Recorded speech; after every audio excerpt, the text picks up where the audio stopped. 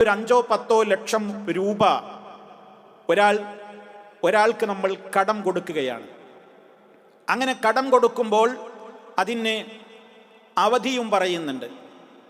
ആ അവധി പറഞ്ഞ് കടം കൊടുക്കുന്നതിൻ്റെ ഇടയ്ക്ക് കടം വാങ്ങിയ വ്യക്തി നമുക്ക് അദ്ദേഹത്തിൻ്റെ ഒരു വീടോ അതല്ലെങ്കിൽ ഒരു വാഹനമോ നമുക്ക് വിട്ടുതരികയാണ്, അല്ലെങ്കിൽ ഒരു ഷോപ്പ് വിട്ടുതരികയാണ്.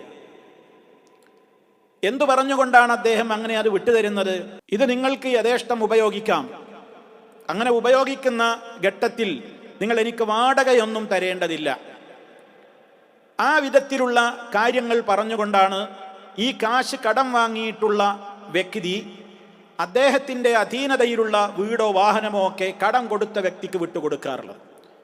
അങ്ങനെ വാടകയൊന്നും നൽകാതെ അയാൾ അവിടെ എത്ര കൊല്ലമാണെങ്കിൽ അത്ര കൊല്ലം അങ്ങനെ താമസിക്കും. കരാറെന്തേ ഉള്ളൂ?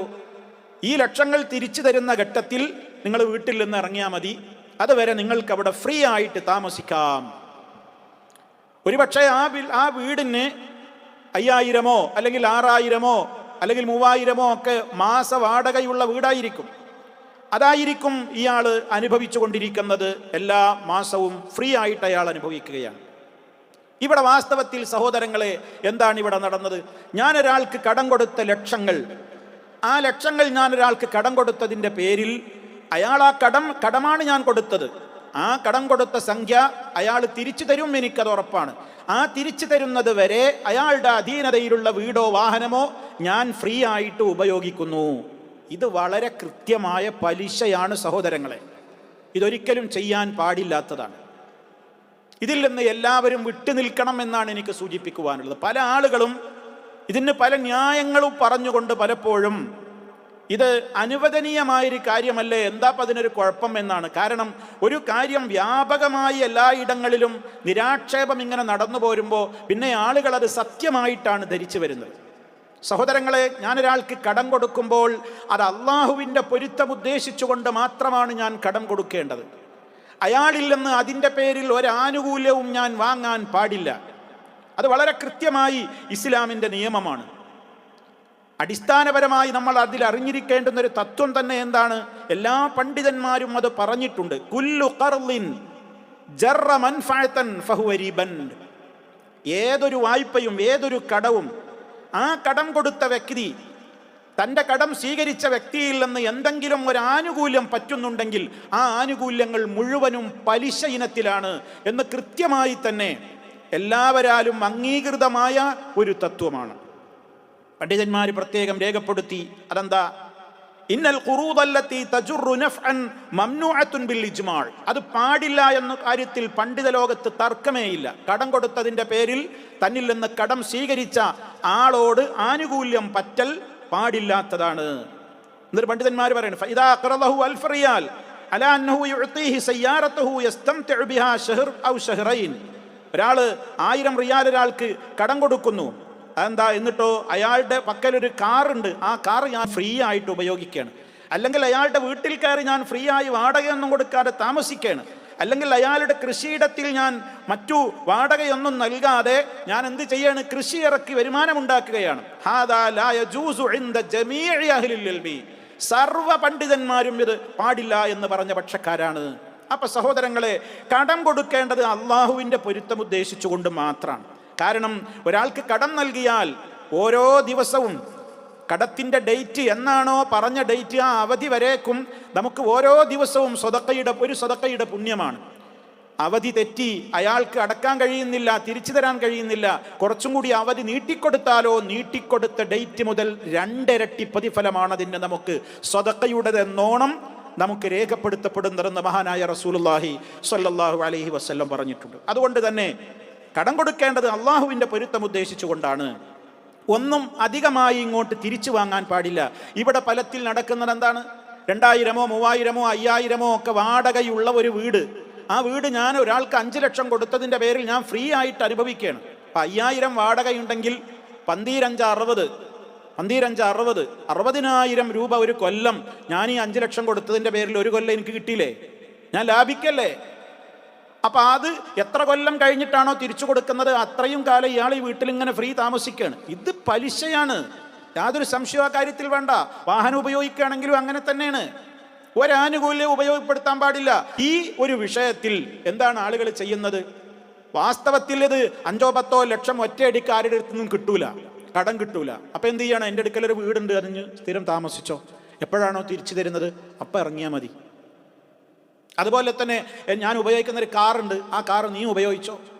ഇതൊക്കെ നമ്മൾ കൊടുത്ത കടത്തിൻ്റെ പേരിലുള്ള ആനുകൂല്യം ഉപയോഗിക്കലാണ് സഹോദരങ്ങളെ. ഞാൻ നേരത്തെ പറഞ്ഞ തത്വത്തിലാണിത് പെടുന്നത്. കുല്ലു ഖർളിൻ, എല്ലാ വായ്പകളും, ഏത് വായ്പകളാവട്ടെ അതൊക്കെ തന്നെയും ഏത് കടവും ജറ നഫ്അൻ ഫഹുവ റിബാ, ഉപകാരം നമ്മൾ അതിൻ്റെ പേരിൽ ആനുകൂല്യം അനുഭവിക്കുന്നുണ്ടെങ്കിൽ അത് പലിശയാണ്. പിന്നെ ചില ആളുകൾ പറയും നമ്മൾ പണയം കൊടുക്കല്ലേ, പണയല്ലേ ഇപ്പോൾ ഇവിടെ നടക്കുന്നത്. 5 ലക്ഷം കൊടുക്കുന്നതിന് അല്ലെങ്കിൽ 10 ലക്ഷം കൊടുക്കുന്നതിന് ഈടായിട്ട് നമ്മൾ എന്ത് ചെയ്യാണ്? വീട് അല്ലെങ്കിൽ വാഹനം അല്ലെങ്കിൽ മൂല്യമായ ഏതെങ്കിലും വസ്തു നമ്മൾ എന്ത് ചെയ്യാണ്? അത് നൽകില്ല. അതിനിപ്പോൾ എന്താ? പണയം ഇസ്ലാമിൽ അനുവദിക്കപ്പെട്ടതല്ലേ എന്നാണ് പറയാ. ലീസ് കൊടുക്കൽ, ലീസിനെടുക്കലും ലീസ് പിന്നെ കൊടുക്കലും ഒക്കെ പതിവല്ലേ, അത് പണയമല്ലേ എന്നാണ് പറയുക. പണയം ഇസ്ലാമിൽ അനുവദനീയം തന്നെയാണ്, ഇതിൽ യാതൊരു സംശയവുമില്ല. നമ്മളൊരാൾക്ക് കടം കൊടുക്കുന്നു, ആ കടം കൊടുക്കുന്ന ആളിൽ നിന്ന് അതിനൊരു ഉറപ്പ് എന്ന പേരിൽ ഈടായിട്ട് നമ്മൾ എന്തെങ്കിലും വസ്തു വാങ്ങുന്നു, അതിനൊന്നും തകരാറില്ല. പക്ഷേ ഈടായി വാങ്ങുന്ന, പണയമായി വാങ്ങുന്ന വസ്തു നമ്മൾ ഉപയോഗിക്കാൻ പാടില്ല. മനസ്സിലായില്ലേ? അത് നമ്മൾ ഉപയോഗിക്കാൻ പാടില്ല. ഇവിടെ വീട് ഈടായിട്ട് നമുക്ക് കിട്ടുകയാണ്, അല്ലെങ്കിൽ വാഹനം ഈടായിട്ട് കിട്ടുകയാണ്. എന്നിട്ട് വാഹനം നമ്മുടെ പാർക്കിങ്ങിൽ അവിടെ നിർത്തിയിടല്ലോ, അതല്ലെങ്കിൽ വീട് വെറുതെ അവിടെ പൂട്ടിയിടല്ലോ, നമ്മളതിൽ കയറി താമസിക്കല്ലേ ഫ്രീ ആയിട്ട്, മാസാന്തം കൊടുക്കേണ്ട വാടക കൊടുക്കാതെ. അപ്പോൾ അത് പലിശയാണ്. പിന്നെ പറയുന്നത് അയാൾ ഇഷ്ടപ്പെട്ട് തരില്ലേ, അല്ലെങ്കിൽ അതേ ഇഷ്ടം ഉപയോഗിച്ചോന്ന് അയാൾ ഇഷ്ടത്തോടു കൂടെയല്ലേ തരുന്നത്. ഇഷ്ടത്തോടു കൂടെയാണ് അയാൾ തരുന്നത് എന്നുള്ളതൊന്നും ഒരു ഹറാം ഹലാലാവ് മാറാനുള്ള കാരണമല്ല. അള്ളാഹു നിശ്ചയിച്ച നിയമത്തിൻ്റെ പുറത്താണത്. പിന്നെ വേറെ ചില ആളുകൾ എന്ത് ചെയ്യാണ്?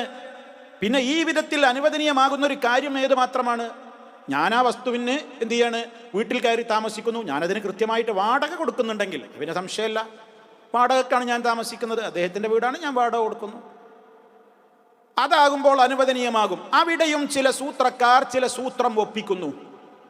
ഇതെന്താ? അള്ളാഹിനെ പറ്റിക്കാനുള്ള സൂത്ര എന്താണ് അവിടെ അത് ചെയ്യുന്നൊരു സൂത്രം? അപ്പോൾ ഒരു ചെറിയൊരു വാടക നിശ്ചയിക്കും. ഒരു 5000 6000 ഒക്കെ വാടകയുള്ളൊരു വീടാണെങ്കിൽ അതിനൊരു 500 രൂപ, ഒരു 1000 രൂപയൊക്കെ പേരിലെ ഒരു വാടക നിശ്ചയിക്കാം. എന്താ പിന്നെ വാടക ഉണ്ട് എന്നും പറയാം, ഫലത്തിൽ അതില്ലേനും. അങ്ങനെ പറ്റിക്കാവുന്നൊരു മേഖലയല്ല ഇത്. അതൊക്കെ യഹൂദികൾ അള്ളാഹിൻ്റെ കൽപ്പനയില്ലെന്ന്, ജൂതന്മാർ അള്ളാഹുവിൻ്റെ കൽപ്പനയില്ലെന്ന് രക്ഷപ്പെടാൻ വേണ്ടിയിട്ടുണ്ടാക്കിയ ഒരുപാട് കുതന്ത്രങ്ങളുണ്ട്. അതേപോലെയുള്ള ചില കുതന്ത്രങ്ങൾ ഇന്ന് സമൂഹം പലരും പല ഹറാമുകളും അനുവദനീയമാക്കാൻ വേണ്ടി ചെയ്യുന്ന കൂട്ടത്തിൽ ഇതും ചെയ്യുകയാണ്. അപ്പം അതുകൊണ്ട് സുഹൃത്തുക്കളെ, ഈ വിധത്തിലുള്ള പ്രത്യേകമായ രീതി ഇന്ന് നമ്മുടെയൊക്കെ നാടുകളിൽ ഞാൻ നേരത്തെ പറഞ്ഞതുപോലെ വ്യത്യസ്ത പേരുകളിൽ ഇത് അറിയപ്പെടുന്നുണ്ട്.